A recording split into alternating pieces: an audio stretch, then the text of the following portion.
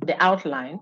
Unit 10 is very simple and straightforward, so I'm not too worried about the time spent. Please read for us. I sent the recorded session of it, a lecture that is recorded, interactive, my lecture time with a student body like yourself, which I feel is useful. So you have that, plus the one that has been recorded and put in the dossier for all groups by one of the colleagues that is on the team, because there is nothing new in that content. Just like I did the unit 7 for everyone taking the course, and my other colleagues did some other units, especially the exam units. We don't want too many excuses. So there is a dossier, a recording in that dossier there, a document still at every resource to whether group 62 or 71, group 50 or 43, okay?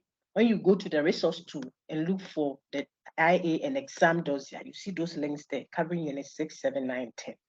Okay, so my friends here in this group, we are interacting on the slides that your specific lecturer has presented for you, myself, okay? We'll interact on that and we'll keep the recording. But I already had an interactive session on this same, slides by myself that I felt you will find useful. So I sent to you ahead, so that you play it alongside these slides and then engaged it. We are still going to discuss it as if you never saw it from Adam, which is okay. Then I'm just prompting that in addition to this, there is also a recorded session still on the unit 10, uninterrupted, in the dossier, which is accessible to everyone. You also have the textbook and you have the course outline giving you emphasis and whatever. How can you feel? You can't feel and you won't fail. Okay, just you should know that. All right, Gabriel, please read the outline.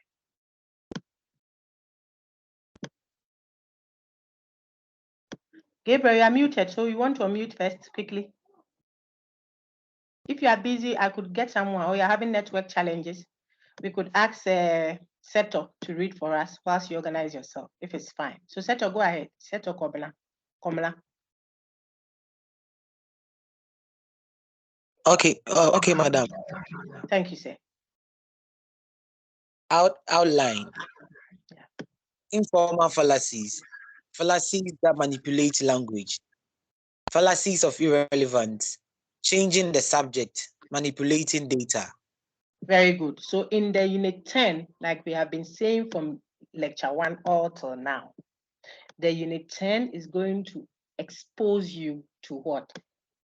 Fallacies, errors in the way we are reasoning. We have labeled them informal fallacies because they are not the fallacies that we saw in unit 6, which are formal. Formal meaning that it is a disobedience of the rule of the form. There is a form to follow when you are deducing by modus ponens, for example. See, it gives you a pattern, a structure that you should follow. Those were formal fallacies because they do not obey the form, the pattern. So it is a disobedience of the form, a fallacy of the form. Okay, that's why the fallacy of affirming the consequent is a formal fallacy. The fallacy of denying the antecedent is a formal fallacy. Why? Instead of affirming the antecedent, rather, that pattern of reasoning is affirming the consequent, and so on and so forth. The false hypothetical syllogism. They are all formal fallacies. Why? Because the error, fallacy means error, mistake. The error in the reasoning is as a result of what? A disobedience of a certain strict pattern of reasoning.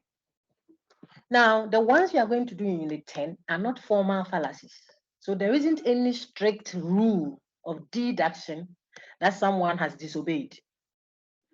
It is just that we think the person is not giving us enough grounds to accept the conclusion for a certain reason that we are going to learn. So sometimes it is either because the person is manipulating the language. That's the first one that Seto read for us. The person is manipulating. Manipulation is not good. People manipulate people everywhere, even at church. Sometimes it's a manipulation. It's not a conviction.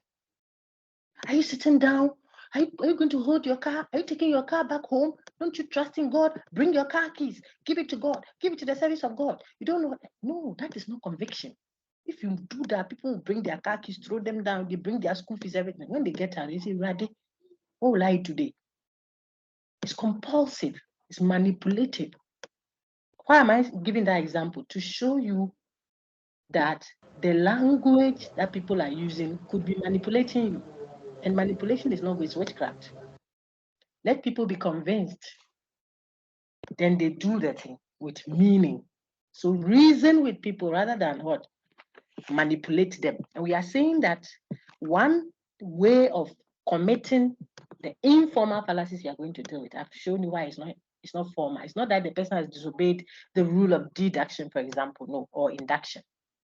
But rather because we detect a certain error in the way the person is using either the language, see? So that is where we say there is a fallacy that is manipulating the language. It's playing on the language. You have to be smart to see through. Your textbook labels this unit what? Rhetorical, ploys, and polemical. Polemical rhetoric. I want to capture exactly what is there. It's a trick and a ploy. Rhetorical, ploys, and polemical tricks. Trickster. Azan, wagadre. You have to see through it. Otherwise, they will beat you to it. So that is what the unit is doing. And it often happens informally. That's another reason why they call it informal. In our everyday discourse, when we are engaging, I don't think that I believe in this guy's theory. You say why before, but this guy is a drunk. This guy is drunk. You see, you are using the circumstances of the person to judge what he's saying is a fallacy. You see it shortly. Immediately, I'm not going to marry a fancy woman. If you're a fancy, no hurtings. Don't let this thing, don't be too emotional. I'm a fancy. That's why I'm using fancy. If I use someone else or something else, then there might be trouble. I'm a Christian, so you see that my critiques are often attached to Christian. I'm an avowed Christian, unashamedly, what's the expression? Unashamedly Christian. I profess it. I pray for grace to be able to hold myself up to the demands it will make on me. Integrity, humanness, fairness, loving people. Even if they go there, you love them. You help them. So we are not perfect. So I profess it, but I critique it a lot. You can tell from my videos. Listen to all my stuff on YouTube, you see. So don't get offended. I just want to use that to give an example that will be helpful to you. If I'm saying that, you say, hey, me, I don't like a fancy woman. So I say, why? Looking for reason why you don't like a fancy woman. I say, oh, I say, I'm fancy. One word and what's the listen, because as for fancies, we know them. They will help you build any house. All the houses they will build is in your stomach, in Chichewe. This morning, fried potatoes with juicy, milky pineapple upside down with.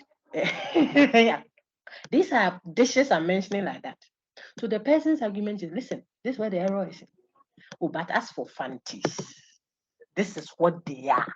You see, that is happening informally in the way we are thinking in everyday life, not in some formal setting, no. But the person is appealing to the masses, or perhaps is generalizing in a haste. I didn't even say the right thing. He's generalizing in a haste. You say, as for fancies, how many have you met? When were you born? Take note, when were you born? And you are speaking about fancies. That includes those dead and gone, those yet to be born. Generalization, remember, we learned that. So the way you are speaking is including fancies of all times, all places. But your evidence is the few you have met in this your short life you have lived.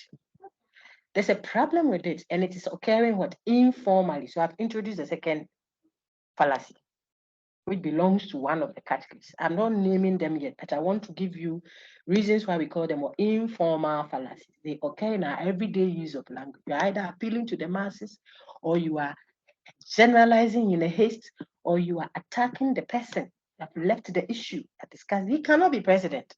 Oh, I said, why do you say that? Oh, but this guy is too short. This thing happened in Ghana.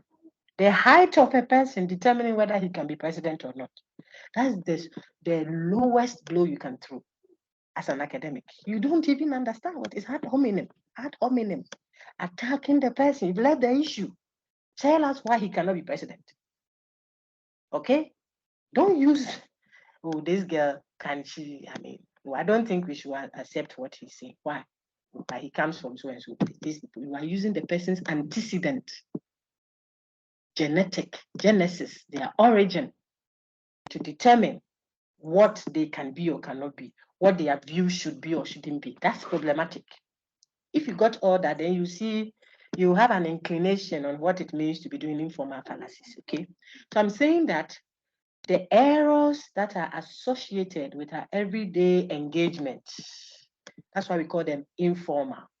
That's one. Then two, they are not necessarily an error arising from what? A disobedience of what? The rule of form. They are not disobeying any formal pattern of deduction. So it's an informal one. That's why we call them informal fallacies. So the errors that are informal could be coming from one, the way the person is speaking, the language, the words the person is using. He's doing something with the words that is supposedly supporting the claim he's making. He's reasoning, yes, but the conclusion he's drawing or the claim he's making is based on a certain manipulation of language. You have to be smart to see it. Equivocation is one. Circularity is another. Pseudo precision is another. We'll see them. Then fallacies of irrelevance. That's another big set within the informal fallacies. It's a big container. We call them fallacies of irrelevance because what we find wrong with the reasoning is that the person is giving some evidence to support a certain claim he's making. But the evidence in the the evidence is irrelevant to the conclusion. And for conclusion, you can present all the evidence. It has nothing to do, no connection whatsoever with the conclusion you are drawing. So we label them broadly as what? Fallacies of irrelevance. It means the problem we have with the reasoning is that your premises cannot lead to the conclusion because they are not connected. It's totally irrelevant to the conclusion you are drawing. And the evidence is supposed to come and ground the conclusion. So if it is irrelevant to the conclusion, then we have a problem with the reason, okay? Within that broad set of fallacies called irrelevance is the subset called what? The fallacies that change the subject. So they are irrelevant because they change the focus of our discussion. We are discussing something, then you shift our attention from the way you are reasoning. You are just shifting our attention from the issue to something else. It's distractive. Or distracting attention, okay? So those fallacies, specific fallacies, we see them that change the subject and therefore are labeled as fallacies of what? Irrelevance. We'll see them. The book gives you 6 of them. So we'll do only those 6. Then still within that same set of fallacies of irrelevance, you can have another set of fallacies. What do? They manipulate the data. Okay, they have that nature. What is wrong with them? So the person is reasoning, we think that his evidence is irrelevant to the conclusion. Why is it irrelevant? It's not necessarily changing the subject. It's still focused on the subject, yes, but it is manipulating the data. It's twisting and turning the data. The data means the evidence, the premises. He's making the premises or the evidence do something that it cannot do for the conclusion it's drawing. So you see hasty generalization there, the one I just showed you. You have been with Yaya, she's a woman, she cheated. I've been with Mansa, she cheated. My brothers, you see that? I want examples that are not too technical and scientific. To even the English is big, they can't grab. No, this everyday matter. We live everyday like that. So Ajwa is a woman, she cheated. Mary is on my screen now. So Mary is also a woman, she cheated me. Who else is there? Spendilab cheated. She was my lady. She cheated. No, one more. And Dorcas too. This is who is speaking? Abu Bakar is the one speaking. Say, oh, women. The women are cheat too. And they say, hey, what is your evidence for it? You say, oh, I was with Mary. This Mary, she was my lady. She cheated me and left. Nancy too. The way she's talking, like that. She cheated on me. She was my lady. One of you. Dorcas Sosa. Even yesterday in Accra. Who else? Give me the Spendilab to dump me. Look at the examples. 4. So if I tell you that women are cheats, I know what I'm telling you. Do you know what the person just did? The evidence is there. Yes, he has false instances of women that cheated on him. Yes. But the conclusion he's drawing is that therefore women are cheat. Look at women are cheat. I've already showed you with the earlier example. Women of all times, all places are the ones you are talking about. What's your evidence? You have 4. You are letting the evidence, which is the data, do something that it can do. You're manipulating the data. You're playing on the evidence, giving it a certain, you're amplifying it in a way that will supposedly support your claim that women are cheat, but it cannot do it. So we say you are manipulating the data. Twist evidence in a way that it will serve you. Okay, so hasty generalization is one of the fallacies that manipulate data. I finished with the whole unit with the introduction part. If you got that, then you see that there will be 3 main categorizations, really, of what the fallacy groupings that we are dealing with. Fallacies that manipulate language, those that change the subject, and those that what manipulate data. Who read it for us to hear? Seto Komla, he read it, not Nancy. Nancy is just talking plenty to throw light on it. But remember that it was your friend Seto that told you that there are 3 categories of fallacies, 3 groupings. There are certain fallacies, they manipulate the language. Others change the subject, meaning what? They change your attention, they shift your attention, they distract you. So it's a ploy, it's a trick. Then the last set is a fallacy that manipulates the data. If you got the 3, then I told you that those that manipulate the language, there are 3 of them that you study in this course for the unit, according to the textbook. 3. What are their names? Equivocation, circularity, pseudo precision. And pseudo precision has a surname, mathematical mystification. You remember that. Then the other 3 that manipulate data. So the manipulation folks are 3 each. Okay, those that manipulate data. Semi-attached figures, hasty generalization, and what's the last one? Review. Misplaced vividness. Very good. I think it is that one. Yeah. Then in the middle is the big set of those that change the subject. Appealing to the masses, appealing to threats, appealing to unqualified authority. That's illegitimate authority. That's 3. Ad hominem, attacking the person. Appeal to pity, ad misericordium. What's the last one there? Genetic fallacy. 6. We'll go through them shortly. If you got them, then we are done. So now you know the main boxes that they are in. Now let's get a bit more familiar with the specific fallacies. Just note as a rule of thumb, let me go to the last slide. Note as a rule of thumb that what? No one passage, maybe Seta read those for me. I'll put something on the screen. The caution before we even go to the specifics, then we will be done in 10 or so minutes. Go ahead.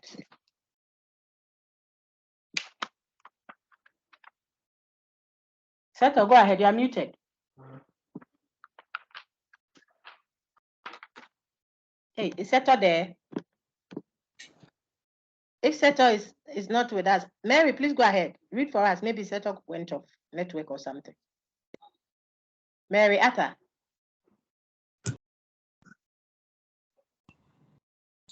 One passage may commit more than one fallacy. One fallacy may belong to the different categories. The point is to know the fallacy itself, not necessarily which category it belongs to.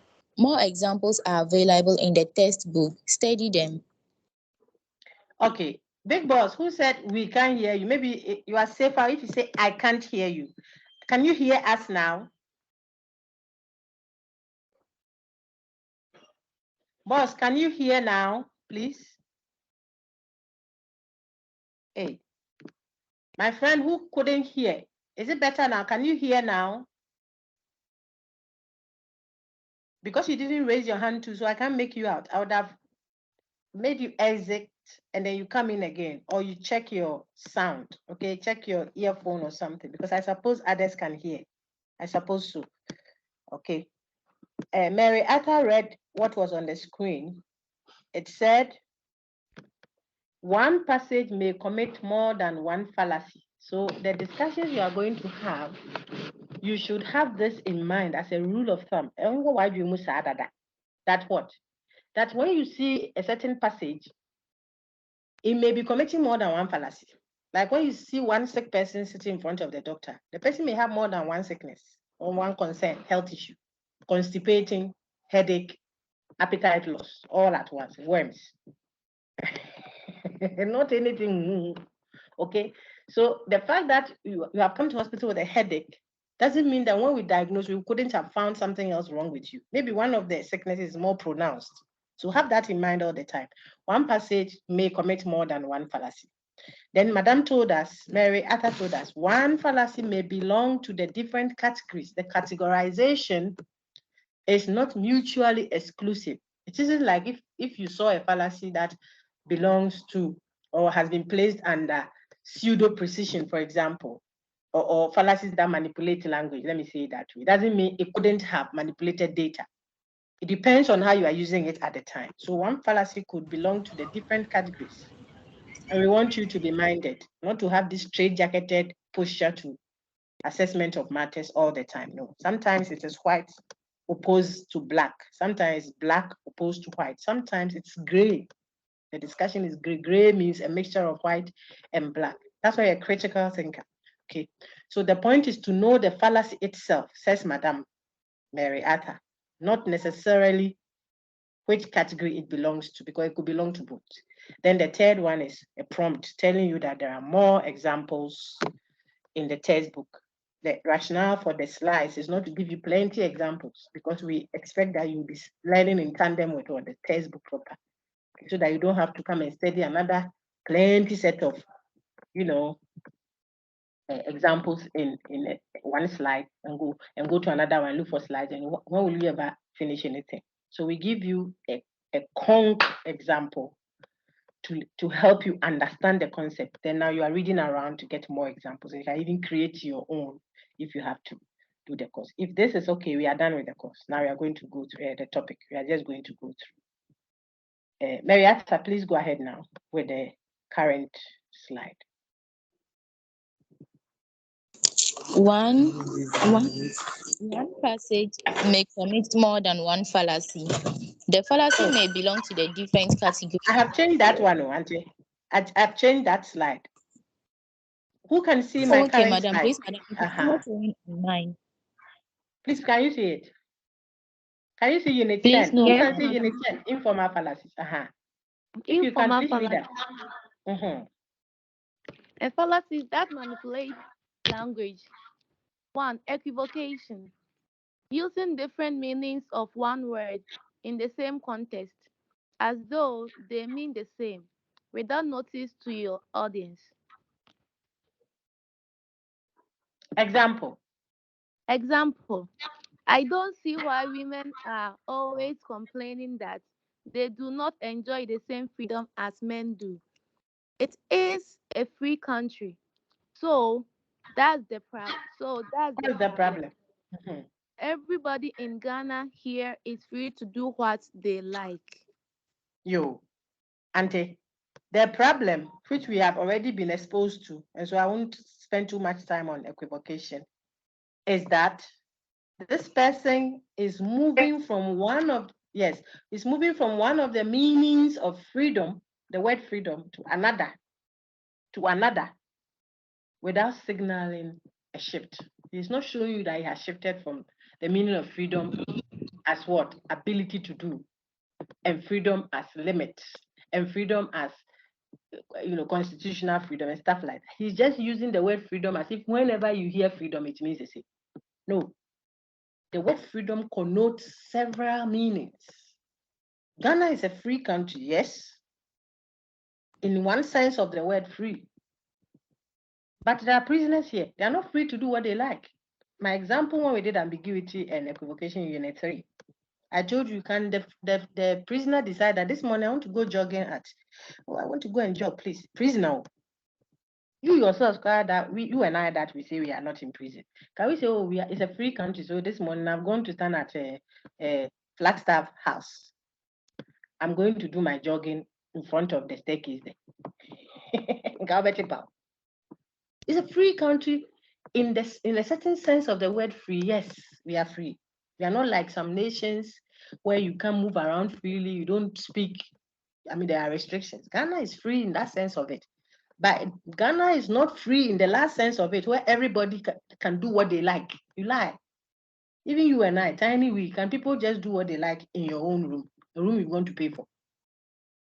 Even if for a 6 months, that's your hostel, where you have arranged your small chobos TV and something with your teddy bear on the bed. Can someone decide to enter there and do what they like in your kitchen, dishing rice? You don't know them from other, they enter, they are dishing. When you hear Untu shout, thief, thief, thief, everybody is not free to do what they like, sir, because of the use of the word free here.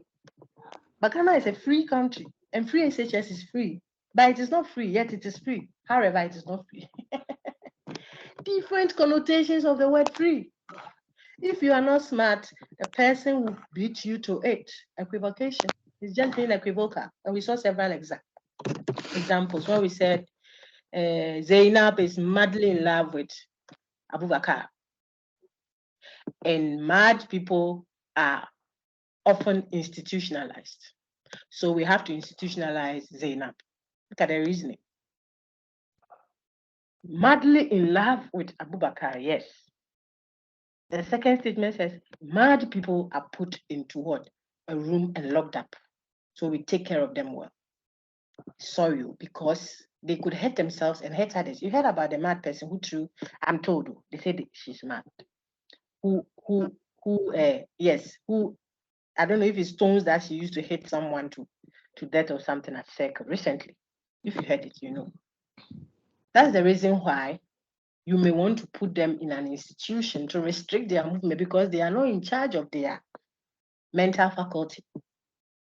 This one, how are you going to judge the person if it is established she's mad? She has killed somebody's son. So we understand when you say mad people must be institutionalized. But if you say, look at the person is arguing, he's trying to give you reasons why something should happen. Then she says, Zainab is madly in love with Abu. Okay? Then the next premise says, and those who are mad have to be institutionalized. So there comes a conclusion. So Zainab must be put into what? An institution, must be institutionalized. The person is mixing two meanings of the word mad. Madly in love doesn't mean the person is not in charge of the mental faculty, sick in the head. No, madly in love just means Odo Abu Titabobo pretty. He loves Abu to the extreme. That's what that expression of mad means. Not that the head is sick, so she has to be put into an institution. But the speaker has put the two together and is drawing a conclusion. That's equivocation. You are equivocal. You are playing on the use of the word. Then there's another example. We also saw it. These are examples from my colleagues. I think they are homey, so I picked them and used.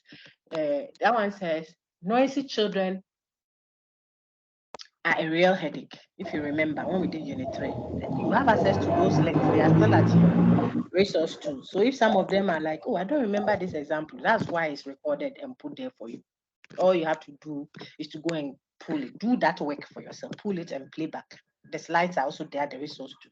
You just pull Unit 3 or Lecture 3 discussion. You see equivocation. Then you look at those plenty examples I put there for you. Okay. What does it say? It says what? Noisy children are a real headache, and 2 aspirins or 2 paracetamols will make a headache go away. Therefore, 2 paracetamols will make noisy children go away. See how the person is equivocating on headache.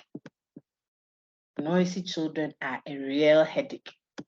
This use of the expression headache means they worry. They are a nuisance. They disturb. When children are noisy, they can disturb. But the person continues, says 2 paracetamol will make a headache go away. That's also true. But look at the connection. Therefore, the person concludes, therefore, 2 paracetamols will make a headache, noisy children go away. That's equivocation. If you got that, you will see why we say the person is manipulating language. He's playing on the words. You have to be smart to see. And the example we have put down here, The same is with the use of law. These guys are breaking the law. We have to ensure that the discourse on the homosexuality thing, it was an actual thing at law on that day. The framers of the textbook pulled out and put in your book. The law examples. Under equivocation, your textbook, you see that there's an example about a law, an equivocation on the word law. Law can be the social norm, law can be a customary law can be scientific law can be mathematical. These are all different senses of the word law. Some can be broken. In fact, when they are broken, science has evolved, science has progressed. Others, even when you break it, how we enforce it is different. If someone came to the lecture hall with her swimming costume, lecture hall or her swimming costume, sister, well endowed, front and back, what will you do, my dear friends? That is, if you can do catability, you can't do anything. You can't take her to prison. Who is going to arrest her for what? What has she done? You see, but we can use our eyebrows. You see how I'm showing you equivocation? For practical use, because we'll ask you to give your own, construct one, create one. So you have to understand to write it. And I'm spending so much time on it because it's technical. The others are straightforward. When we get there, you see, we just walk through them like that. But these ones, they are technical. And they are often played on. You want to go and do law. You want to go and be a politician, a policy maker. You have to see through them. When they give you the international, whatever relations document to do, see the equivocal. We are a country beyond aid. And yet we go a begging. Then you have to look at the language and be smart about it. Otherwise, you look funny. So I'm playing on it more for you to get it, then we move.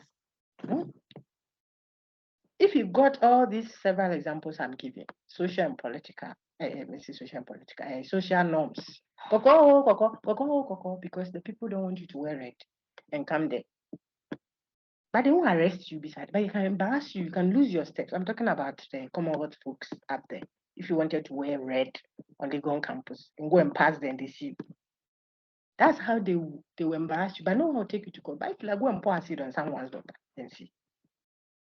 Or go and open your mouth wide and say what you shouldn't say. Treasonable. You will be caught by the law and put into a room and locked up. Because the law you have broken here, this is the point, it's not the same as the law you broke when you came to campus in your red at Commonwealth. It's not the same as the law you broke when you wore swimming costume to the lecture hall. That one, people will chuckle at you and raise their eyebrows at you. That is what will be used to embarrass you. So you go and change your mind if you want to. But if you steal someone's laptop, the law you have broken is different. So these are different connotations of the word law, Unit 5. Now, when you are playing on that word law, now we shift from one of the meanings to the other. I think these people are breaking the law. God doesn't like that. We have to ensure that this university, we have moved from the word law as a divine code, church law. God doesn't like that. What if the person doesn't believe in God? Then it means you can't hold him or her accountable for what he's doing. There was the homosexualism discourse, okay? Then you say, this is our society, we don't like that. Well, if it is a societal issue, he can move societies and continue. So you haven't really addressed the question. Because if you go to Rome, then you do what the Romans do. So if your society doesn't like, you leave. But you haven't helped solve whatever you think is wrong with that, and so on and so forth. So different connotations of the word law were applied in that example you saw in your test. Very good. Equivocation. What is the problem? It manipulates language. Look at the second one, circularity. I won't stress it too much. You saw it when we did definitions. You repeat the very word. When it was in definitions, you were giving meaning, see? So you repeat the word that you don't know, definiendum, in your definitions. That's what you were doing. Why? The reason why we say your definition is tautologos or secular, or it begs the question, then was definitions. Now we are doing it in reasoning, argumentation. But we find a problem with how you are reasoning. You are doing informal fallacies. Reasoning that is erroneous. There is a problem with how you are thinking about the thing. You are giving grounds to support it. What is the problem we find? You have said something, made a claim. Give us reasons why we should accept the claim. You are using the very claim as the reason why we should accept your claim. That's why it is secular. It's going in circles. It's tautologos. It begs the question. Latin expression, petitio principi. You saw it in your textbook. Okay. How do you say it? The belief in God.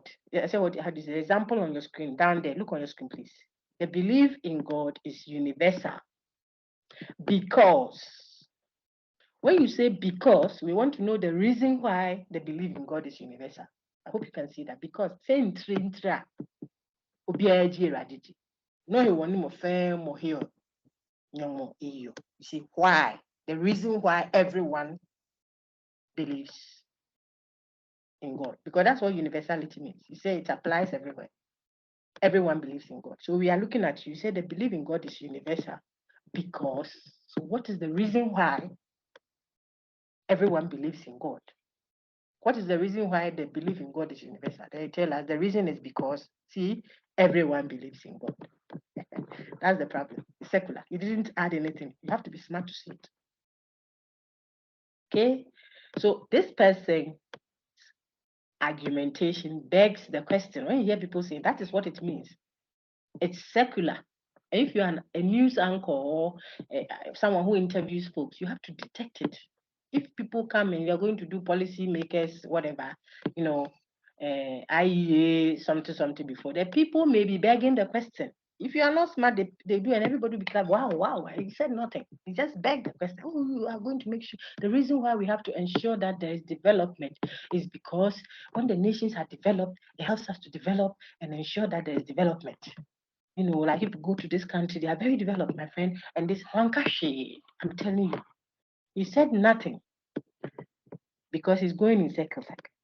Then the third one is pseudo precision. Auntie, please read that for me. Madam Mary, if you are still there and you are able to, please read it for me. Pseudo precision. Mathematical mystification.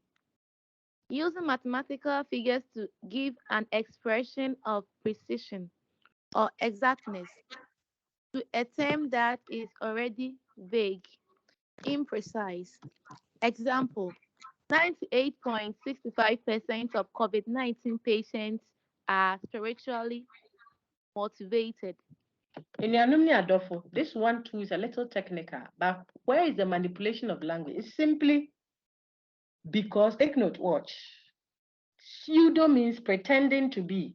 False. You see, remember when we did pseudo scientific statement, pretending to be scientific.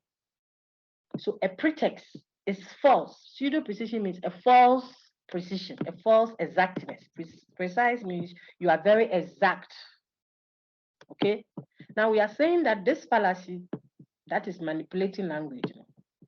What we find wrong with it is simply that the person speaking is trying to suggest that he's very precise. How does he do that? He uses mathematical figures. So take note, he's using figures. And as soon as you hear 98.65, some people will be saying 98.65321%. Then you say, they've really done some statistical analysis of some. So you are very impressed and mystified. A dream when so. You know, it mystifies you. Wow. Then this is really problematic. Why? Because there are statistics suggesting what? A precision. But if you're critical mind, you go further to check what are they trying to be precise about. Then it turns out that it is a vague concept, a concept that cannot be precise. Remember vagueness in a thread. Like spiritual motivation. How do you measure exactly with precision? How do you measure spiritual motivation? Yanum and Adolfo in the Lord, dearly beloved in the Lord. How do you measure spiritual motivation? Is it that the person attends church path? Hey, then you'll be deceived though. People come because of the sister. There's a sister be there. That's the reason why he has come. Some today like the dancing. Some like the auditorium, the aura. That's all. Why is the spirituality in way? So how are you measuring it? Because they give, they have more than enough. That's why. If he brought 1,000, don't be too impressed. He has 10,000 at home. The point I'm making is, so what will be the definitive feature? Because you are giving a certain sense of precision from the way you are speaking. 98.65%. What now was here? So it means you measured and you calculated and you ensure that it was exactly that. We go and check what it is that you are qualifying the figure with. It is a vague concept. That is the problem. If you said that 98.65% of those who were admitted this year, listen, into University of Ghana, got first class, we will not criticize you for pseudo precision. Why? Because we can measure that. Admissions, you can count. How many people got in? Maybe 7,840, 10 billion people came in. How many got first class? Maybe 60% of those. In fact, the 60%, maybe 62.31%. It can be precise because it's measurable. You're not dealing with a vague concept. So it becomes a pseudo precision, which is also called mathematical mystification. When you are using figures, statistical figures, yes, but you are using those figures to qualify a concept that cannot be precise because it is vague. And so you revise your note on vagueness. It is open-ended. It can mean different things to different people. So how do you use figures to suggest or present a certain sense of exactness that doesn't exist? That is why it will be called pseudo-precision. And so there again, you are manipulating what? The language. It is the language of maths that is mystifying us. The vagueness you have overlooked.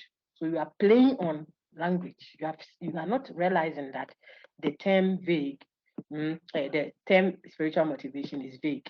You want to cover it up and continue. So we say you're manipulating the language. I'm sure that I've done a good job with these three. They are very technical, relatively. Now we can move to the second set. I told you those when I did the opening session with you. The second set are fallacies. They're also informal fallacies, but for different reasons, not for manipulation of language, no, but for what? Manipulation, no, not a manipulation, sorry, but for what? A change of the subject. It is distractive. It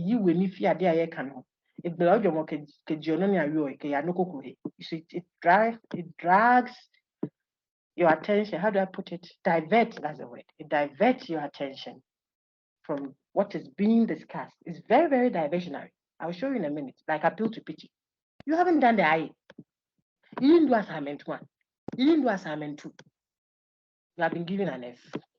God forbid that for any student of any group this semester, in any course in the university.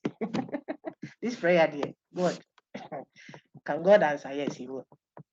Now, you get the F, then you come. You want to see the lecture or the examiner, whoever. Then you can say, Doc, I'm showing you appeal to pity and how diversionary it is. You are doing fair service. Please, I came to see. I said, how may I help you? I said, oh, Doc, you have to change. I think you have to look again at the grade that you gave me for the course. I saw that I got 44, and it's an F, and I couldn't have been given an F. I say, why? Doc, you have to change the F to an A for me. I say, hey, my sister, what is the reason for what you are saying? Did I undermark you? Maybe I mistakenly marked you. No. But you have to understand that I'm a woman like you. I have 4 children to. You see what I'm doing? Oh, my children are sick. The way I've suffered before I even got school fees. Hey, auntie. You see that people don't see what is happening because we are used to that too much. I will cry with you. This day, if you do it, we will cry together. I could even give you some money if I have and do some shopping for the children. But the APA, they lie. It's diversionary. You've gone for an interview. They said, what? Why do you think, let me put it on appeal to pity so that you see what I'm doing. Why do you think you qualify for this job? Why do you think we should give you this job? Give us the reason why we should give you the job. Minia. You say, And this one is the sisters. We do that a lot. I have suffered though.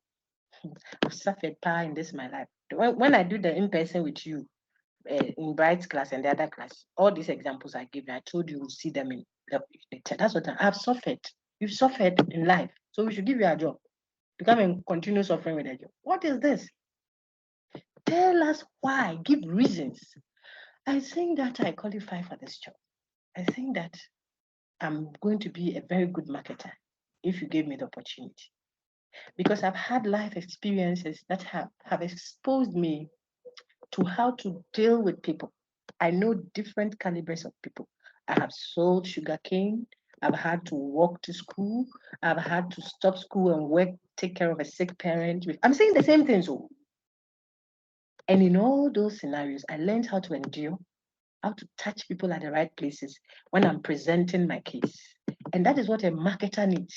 And I think I am well experienced in that. And give me 3 months with this product, I will make it a hit product. Just try me. This is someone at an interview panel. You think they will skip you and go and look for the sisters? Oh, my life I've suffered. If I don't get this job, I don't know how it's even in the queue right now.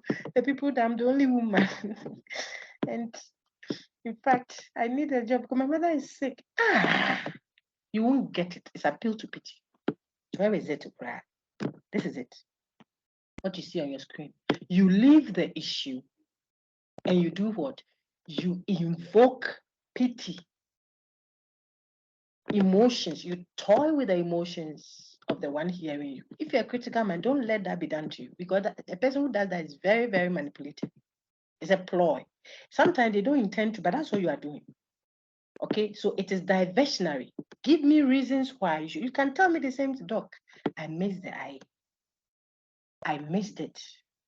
I got to the place late. Listen, I got to the place late because maybe I had to walk from home. I didn't have the money, and that is why I'm here. Is there any means we can? You are saying the same thing, but you are not invoking pity. It has to be connected to the claim you are making. Not that if you don't give me this, I don't even know how I'll continue with my scholarship. Because you don't know how you continue with the scholarship, there shouldn't be a marking scheme that everybody else is being graded by. Yours should be different. What about the one who got C, who could have gotten an A, but also couldn't get a textbook to buy? So then we shouldn't do exams. When you get admission, then they give you first class, then you go. Because everybody will have an issue. You see that? That is why you shouldn't invoke pity. You have gone to the law court. Someone has been accused. These are all in the recordings I sent you. Okay. Then the query from the lawyer that is questioning you is this: Auntie, why did you pour acid on the girl? Because maybe you were told that the girl is flirting with your husband. You won't beat your husband at home. You are going to beat somebody else's daughter. What is your problem? Okay, so when they're going to pour acid, mistakenly or intentionally or unintentionally, then the law has grabbed you and you are in the thing. You try and even give reasons so that if there is a sentence, it might be reduced or something. When they ask you, why did you pour the acid? Auntie judge, auntie lawyer, you are a woman like me. I have children at home. Women do that. That's why I'm using us. We are sisters. You're a woman like me. What has being a woman like me got to do with anything? You have poured acid on somebody's daughter who is also a woman. Did you remember that? So give us reasons. I was misled. I was angry. Please. So you are pleading guilty, meaning you admit that you've done the wrong thing. But not where you want to rationalize it by invoking pity. You see that this one, the person's tone is not mobile, sad and this, but it's still an invocation of pity. Look at the one on the screen. Sister, read appeal to pity, which is the first one we'll do. Number 4, but let's do that. It changes the subject. It diverts your attention. What's the name? It appeals to pity. Argumentum ad misericordiam, from the word misery. Appeal to pity. Sister, read it. Read. Okay, madam. Appeal to pity, emotions or vanity. Invocating pity instead of giving reasons why a claim should be accepted. So read the example now. A young boy to the judge after killing both of his parents. Please have mercy on me because I am an orphan. Can you imagine? Can you imagine? After he killed both of his parents, he says, please have mercy on me. I'm only an orphan. You see that it is an appeal to pity, a strategic one, but it's an appeal to pity. You're invoking pity. You are saying, I'm an orphan. Who made you an orphan? We should have mercy on you because you're an orphan. How did you become an orphan is the issue here. That's why it is a typical example of appeal to pity. It doesn't come with all the mobo. It doesn't actually present as if it's invoking pity, but it is. If you are the counsel, the lawyer of the opposing whatever, you have to say, objection, my lord. The witness is invoking pity, or objection, my lord. The witness is committing ad misericordiam. Then maybe to be sustained or overruled, depending on the discretion of the judge. Now, you shouldn't do that. I said you can use the unfortunate situations of your life. I said some to you in class when I met you. Everybody has gone through something, but let it be a strength with which you present a very rational, give reasons. You can use them, but present them as reasons. Don't use them as arsenal. Some come to you, please, I'm a reciter. So, and because he or she is a reciter, she should get an A. Okay, so we got the appeal to pity very well. It changes the subject, it's diversionary. Don't do it.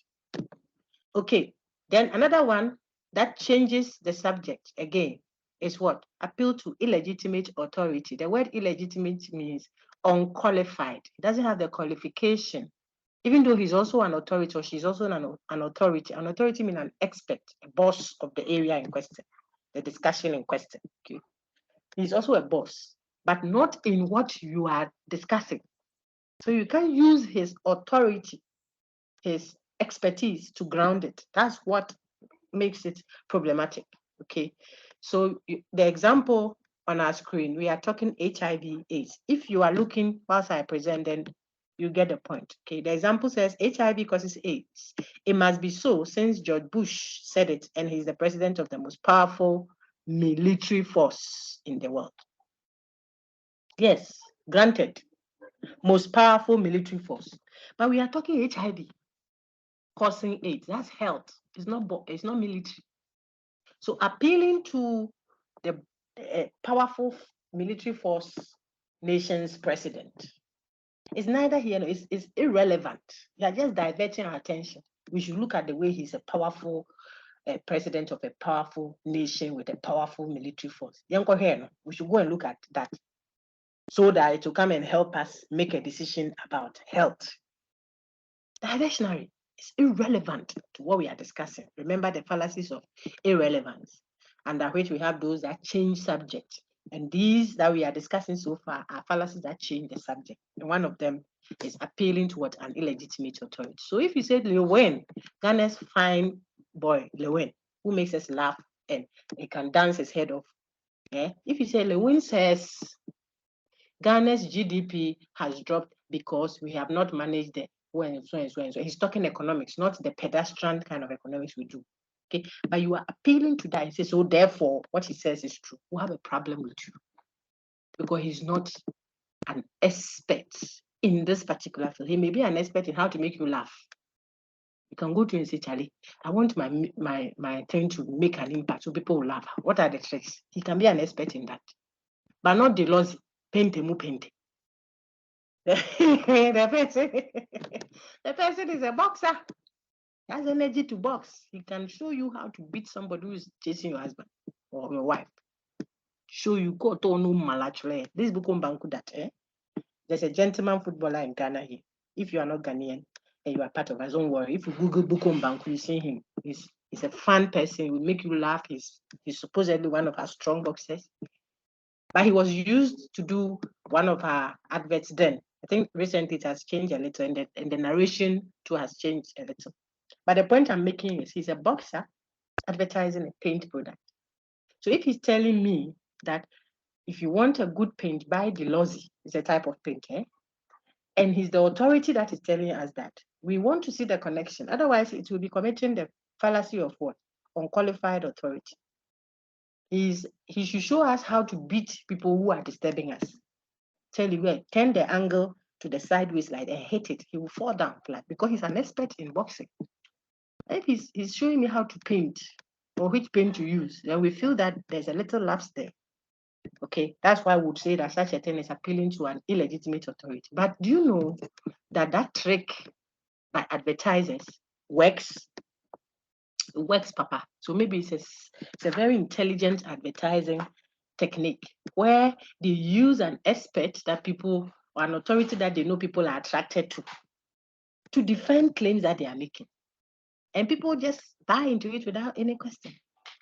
So then you may not begrudge the brain behind that advertisement because they know that people are generally gullible.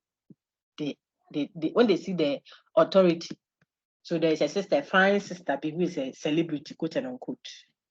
Celebrity meaning she's an authority, maybe singing or an authority in dancing or acting or something.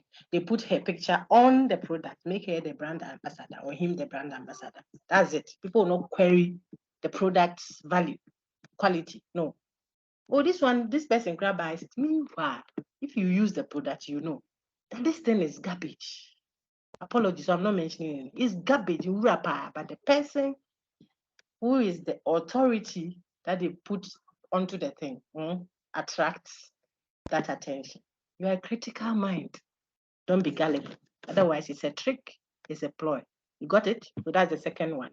Let's do appeal to the masses. Okay, some are straightforward. That is it. And that'll be the third one. Fallacy that appeals to the masses. What does it mean?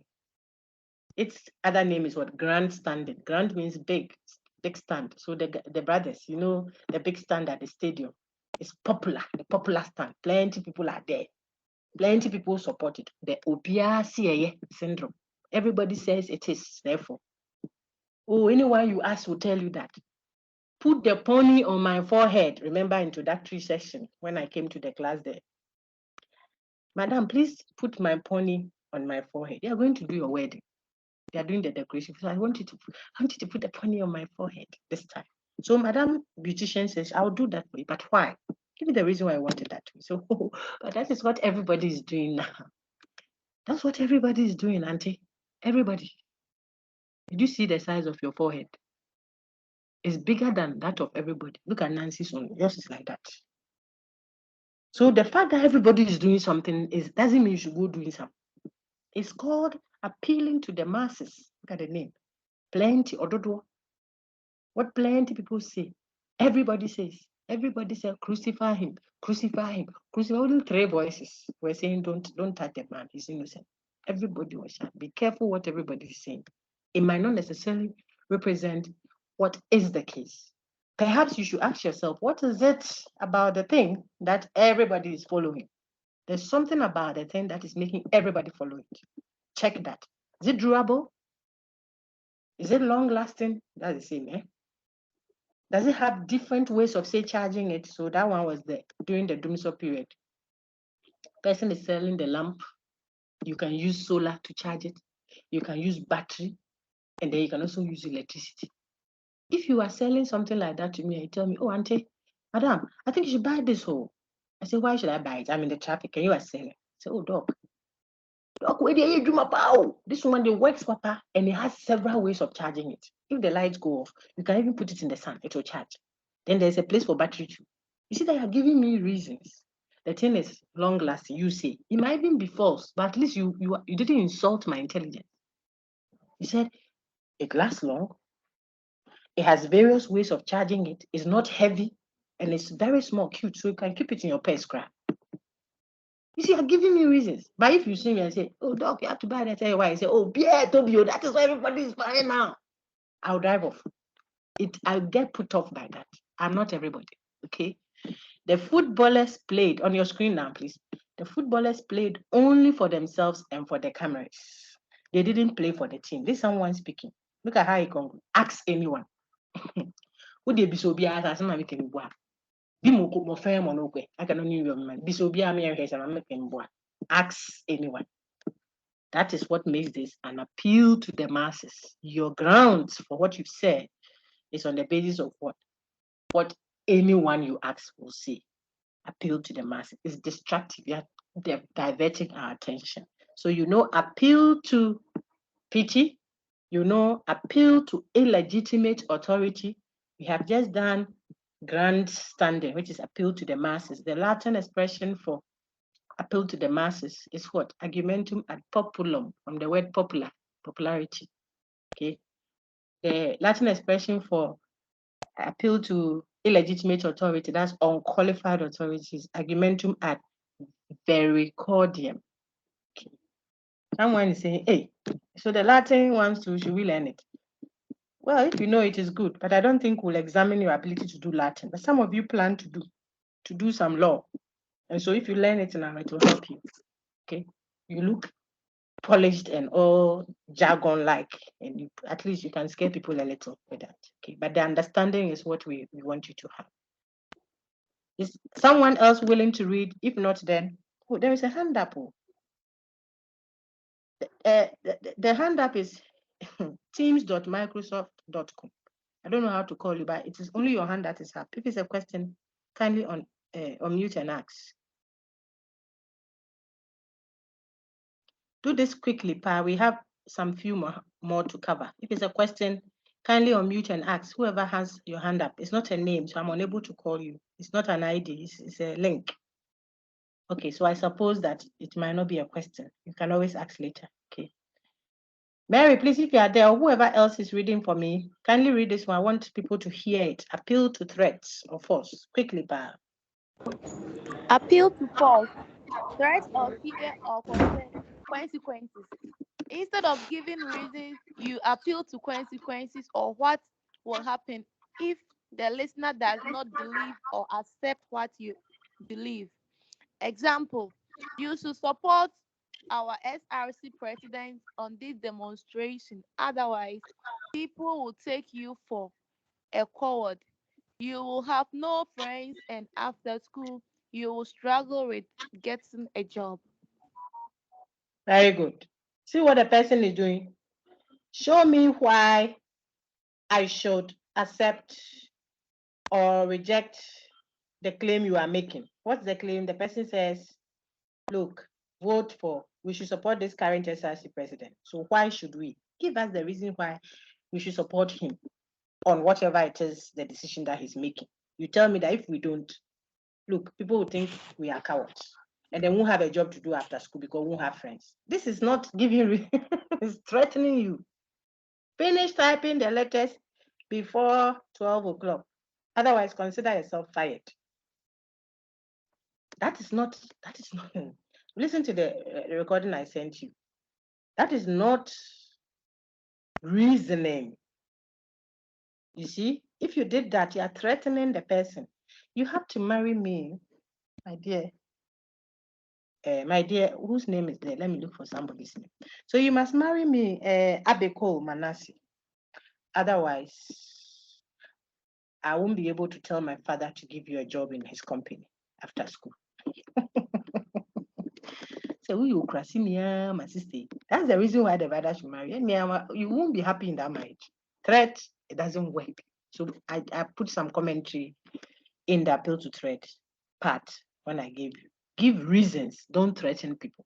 Don't use consequences.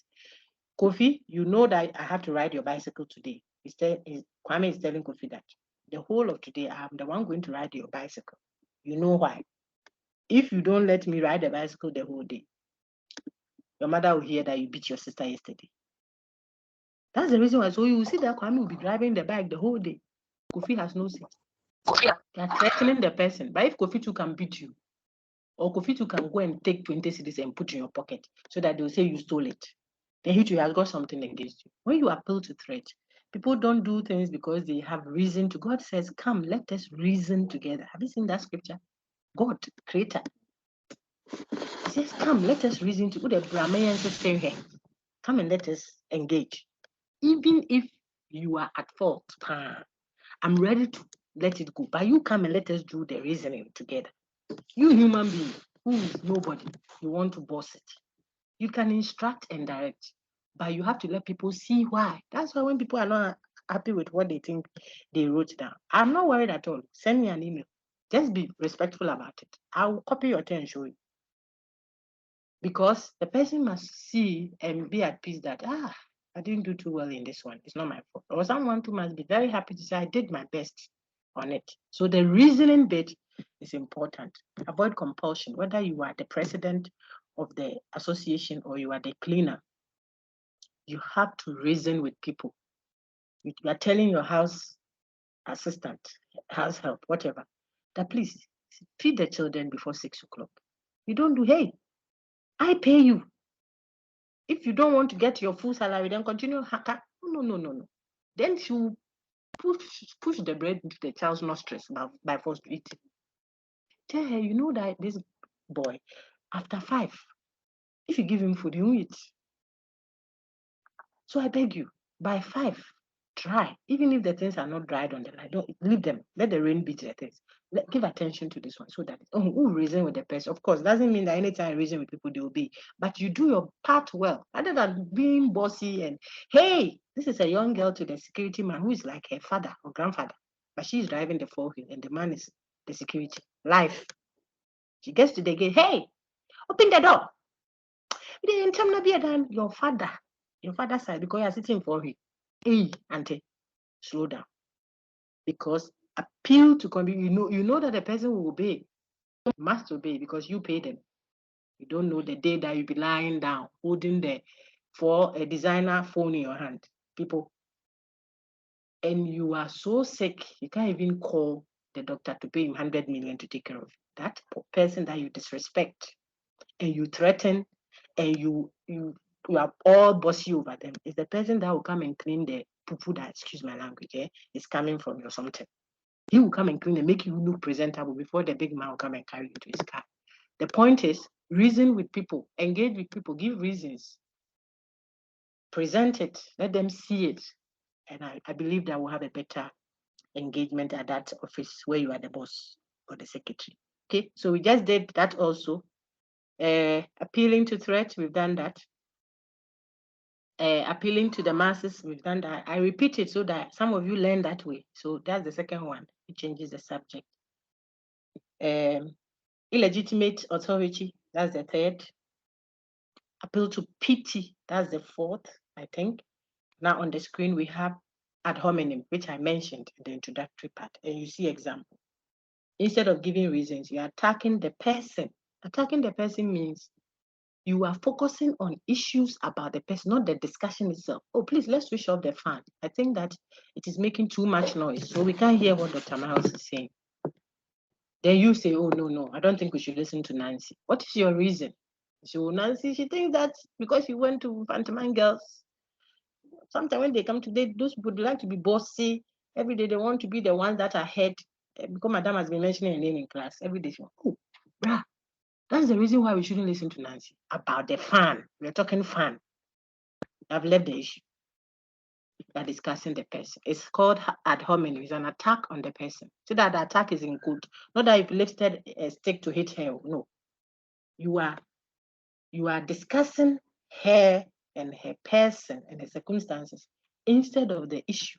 And that's what I gave you an example with when he said this person cannot be a good president because he's too short. It's ad hominem. Now, because what you are saying about the person is negative, we call it dyslogistic. Look on your screen. It's dyslogistic ad hominem fallacy. Ad hominem means of the person. Homo sapien, Homo, hominem. Argument of the man, argument of the person. And which one is it? The dyslogistic one, the negative one. Then we have where you say, oh, I think we have to listen to what Nancy said about the fan. We have to switch it off. Then we say, oh, why? Some people say, we are feeling hot. Why should we switch it off? Say, oh, you see that Nancy, she's very calm. She's very fragile. In fact, she cares for the sick. She even gives to the poor near there. And she speaks good English. And we don't want her feeling embarrassed. Oh, Brian, that one too is still ad hominem. We're talking about the fan. The fan. She's my neighbor, cry. Every morning she greets before she leaves. I'm on very good terms with her. So what should we do about all those? They are positive. But they don't have anything to do with the specific discussion we are having, which is whether to switch on the fan or not. Tell us that, oh, I think we should switch it on because the room is hot. After Madam is also recording the thing. And then the COVID too is spreading. So if we have the fan, at least we'll get circulation. They are giving reasons. Then we can now interrogate the reasons to see if it's useful. Okay. The other person can say, no, I think that we should switch it off because we can still open the windows and spread ourselves out if we don't want the heat. Then we are arguing to get a better alternative. That's reasoning. But the other two responses are not reasoning. They are committing fallacies. Both of them are committing ad hominem, but one's own is dyslogistic, negative. The other one is what? Eulogistic. You are eulogizing. Look at the spelling. Eulogize. You are praising in order to distract our attention to follow your view. So that kills what? Ad hominem for us. See, fallacies that change the subject, appealing to the masses. See, Grandstanding, you've done that. Let your eye see it. Let your ear hear it. Work with it, do it. Let your mind think of it. Create an example. All the 5 parts of you working spot on is stuck for life, not just to pass an exam. It's stuck. You apply it, and they are positive. They will help you. Okay, so the second one was ad hominem. Look at the third one. Illegitimate authority. Remember Bukumbanku, my friend, and it will help you. See, pity. Remember the sister who says she has suffered, so they should give her a job. That's it. The appealing to force, the secretary that the boss says finish typing or consider yourself fired. If she gets another job that day, she'll dump the boss like something. You leave the job and go. Everything will be free. But if you reason with people, even if she gets a new job, she'll make sure that she leaves your own in a good way so that you don't struggle, because you lived with her like a human being, not like a machine. Then the last one that changes the subject is what? Genetic fallacy, which you saw under what? Informal fallacy, under causal fallacies. What is that? Because of the source. You accept it because of the source, or you reject it because of the source, the origin. Genesis means the origin, the beginning, where it came from, its ultimate source. Okay, so let's accept the policy because it was given by Asimisi or Binti University, so and so and so. So we say, oh, just because of that, oh, it came from China, so I don't think we should pick that one. Oh, but it could have been good. Oh, this one came from America. This is Italiano, so we have to pick that one. Really? Just because of where it came from? The people who live there are not human beings. It could have been altered. It could have expired. It could have been a dump product that they don't like that they are bringing to you. So don't let the antecedents of things inspire your decision about them. Scrutinize it. Look for reasons. You are a critical mind. Okay. And then the last set are the fallacies that manipulate data, which I've already done with you. I just have to show you. So hasty generalization is on the screen. Okay. From few instances, you want to talk about the whole set. All the 3 guys I've been with were cheats. So you conclude, therefore, that guys are cheats. That's, you are in a hurry to generalize. You are in a haste to generalize. You see, oh, pentem ebuaten aten. You are too much in a hurry. Why? Because the evidence you have is not sufficient. It's not enough for you to draw that conclusion you are drawing. Because the conclusion is general, and the evidence you have is just a few. Remember when we did enumerative induction? We showed you that. So you are just counting evidences to draw your conclusion. If you did that and the evidences were not many, then you concluded a general claim. We'll say you generalize in a haste. Why is it a manipulation of data? I already told you. If you play back, you hear me. It's a manipulation of data because you do have evidence, yes, but the evidence is not enough. So you are tweaking it and manipulating it to suffice, to be enough to ground this your conclusion. Guys, some are not yet born. You say guys are cheats. This is a universal generalization. You haven't grounded it well. So it's a manipulation of the data. The second one, like it is like the hasty generalization. So don't get yourself worked up. It's still insufficient evidence leading to what? The conclusion you are drawing. The difference, though, is that apart from the fact that it is insufficient evidence, we also have a certain problem with the evidence you are giving, the data you are giving. You are attaching you have a certain emotional contact with that small evidence. That is why you are drawing that wild, large conclusion, so to speak, a broad, general conclusion. There is a reason why that insufficient evidence is leading you to draw that general conclusion. What is that reason? It's because of a certain provocative experience you had with that one instance, based on which you are drawing that general conclusion. You see? So maybe you had a marriage situation, apologies if you are like that, and it wasn't too pleasant. The guy beat you, chop your money, took everything, chop in quote, chop everything that you have. And then when he finished, messed you up big time. So you say, and you left the marriage and you divorced, okay? I don't wish that for anyone. If you're having that, God help you and intervene and give you a peaceful life. You deserve that, okay?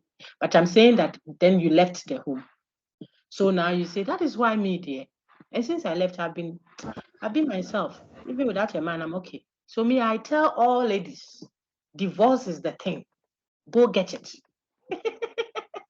This is misplaced vividness, Unia. What you don't have enough grounds to draw that general conclusion that people should just go get a divorce if they are tired in that home. And your reason is because I had a very bad marriage situation. And when I left it, now I'm okay. So what? But others too are having very good marriage situation and they are still in it. No beating, no hurting, beautiful home, beautiful children, and still counting. So you cannot use that one emotional, provocative, unpleasant, sometimes too pleasant experience you had to draw a way off conclusion. Do you see that? It is way off. The conclusion is, so go get a divorce, people. Divorce is the thing. What is your reason? Because I had a bad marriage and I left and here I am. The guy even slapped me, took all my money. Very bad experience, not too pleasant. But it doesn't mean divorce is the way of for everyone. So it's insufficient evidence, yes. And more importantly, we won't call it just hasty generalization. The emphasis is misplaced. See, because it is the guy that you had that perhaps was Atalutu. But there are Johnny Bravos there. So if you got that, then the very last one is semi-attached figures, also manipulating data. That one simply means you have a good evidence. Where is it? I changed it again.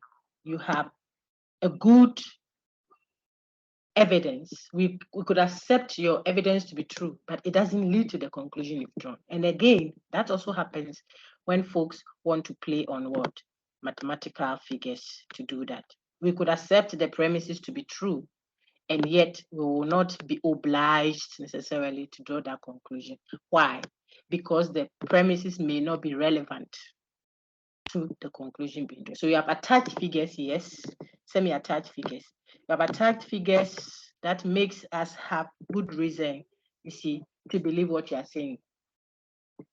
But even if we accepted the premises to be true, it doesn't lead us to the conclusion. The example in your textbook is hominem. It says what? Our research showed that, let's use something you can access easily. So our research showed that city campus tests got 50% in the critical thinking. Okay, 50% more. So an average of 50% city campus student, whilst main campus students had 43%. Okay, an average. Therefore, see, in critical thinking, therefore we conclude that city campus students are more intelligent people than main campus. What was the city campus? They are very intelligent. So that's what the person wants to say, than main campus student. What's the evidence they have? They say, oh, we did a critical thinking. Critical thinking, 60% of the city campus students got a pass mark. They got first classes, whilst the main campus people was only 20% of them who got a first class. I'm just giving an example in what critical thinking. Therefore, what? So let's say that this is true. These statistics were even true. Take note. Because these are measurable. First class, you can measure how many got this, how many got that. You can do that. So we've measured. There's no pseudo mathematical mystification in it. It's clear. However, even if we accepted it to be true that 60% city folks got what? Okay, and then a pass mark, a first class, and 20% main campus got a pass mark. Does it therefore mean the pass mark is in what? Critical thinking. So I conclude therefore that, you see what I'm telling you? That as for city campus students, they are more intelligent than main campus. Hey, Brian, is that how you do your thinking? You go and investigate critical thinking.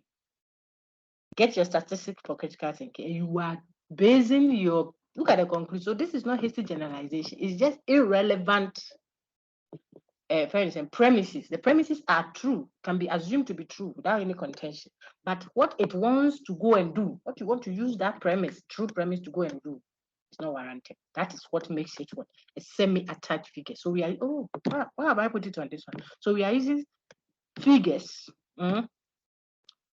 with premises that are true, but it doesn't lead to the conclusion that we are drawing. So the figures are not fully attached.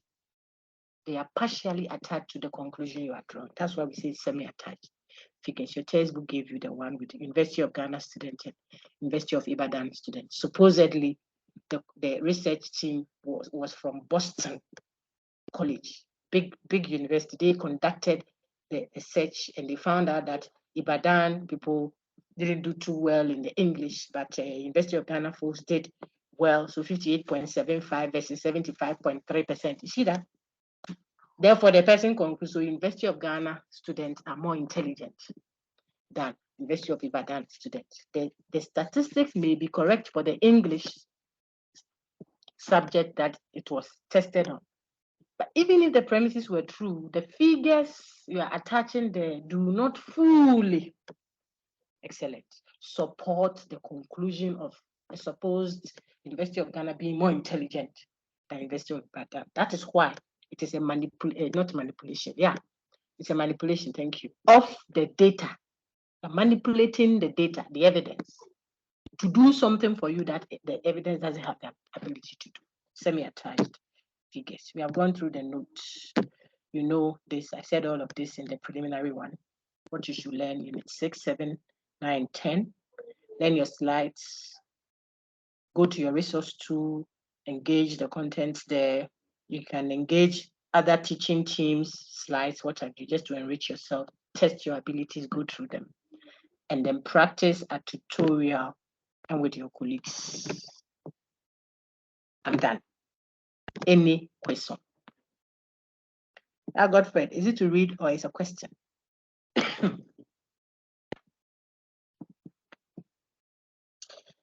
Is it to read or to ask a question? Sir Godfred, your hand is up. You are muted too. Godfred, Ose Ampoma. Okay, I see another hand. Derek Mensah, quickly down. The next class is waiting. Derek, please unmute if you want to ask a question. Yeah. Madam, please, can you hear me? I can hear you now. Go ahead. Okay, and please, my question is, I still don't get an approval. Where do we submit our assignments? I want to be clear on that one. Okay, let me stop the recording. No problem, I'll help you. But let me stop the recording. If it is not a substantive content question on the unit 10, if anyone has a question on the unit 10, so that I pause it. It's already lengthy, but it's still healthy. I'll share it on the academic channel. I won't repeat it on the course site. You already have a unit 10 recording there. I'll put it on the academic channel. If you want to, then you can access it there. In addition to the one I sent you earlier, plus the one in the resource tool, plus your textbook, plus Charlie, for 1 unit, but it's too much. This is just one course you are doing. So if there isn't any other question, then I end there. I stop the recording for now. Okay, so I